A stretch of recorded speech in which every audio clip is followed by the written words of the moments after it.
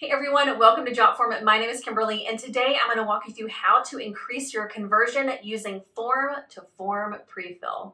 Now, I'm not sure if you know this already, but about 86% of people who land on a form don't fill it out because it's too time or energy consuming. Using something like Prefill will fill out the form for them, so they're filling out less, spending less time on the form, which in turn means more submissions for you. So for this one, we can utilize a form that they have filled out in the past to pre-fill for them. So I'm going to go ahead and choose this form right here. We're going to choose Edit Form. Then up at the top, we're going to choose the Publish button. Then on the left-hand side, we're going to choose Prefill. And then right here, the purple one, Form Prefill. I'm going to go ahead and click on that.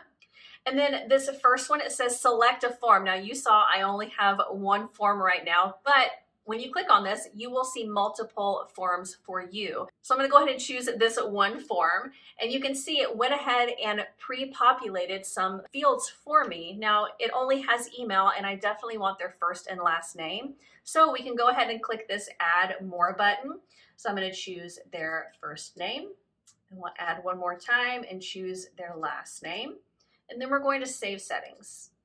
From here, if there were maybe some more fields that you wanted to fill out, you would just click on settings and it'll take you back a page. But from here, I want to go ahead and I want to add a new prefill. So I'm going to click on this green button. And as you can see, it took me to the submissions from the form that we chose. Now we can either choose individually by choosing the check boxes, or we can choose that top checkbox and it'll select everyone. And it lets me know right here I have 3 entries selected. That's good for me. I'm going to go ahead and click the Create button. And you can see we have 3 separated forms for each one of these people. So let me go ahead and click on Chase's. Let's take a look at what that looks like. Look at that, it's already pre-filled out for him. All he has to do is come down here and sign. Now, one thing to consider is, as of right now, these are all editable. So if he wanted to, he could come up here and he could change his name, he could change his email.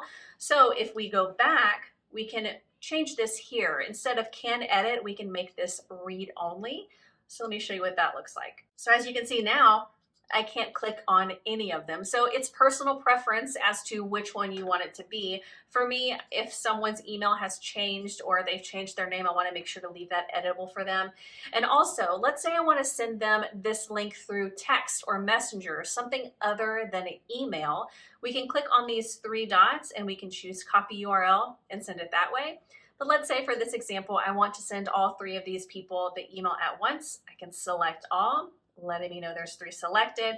I'll click on the blue Send Invitation button, and you can see that Jotform is going to send these 3 people an email at the same time.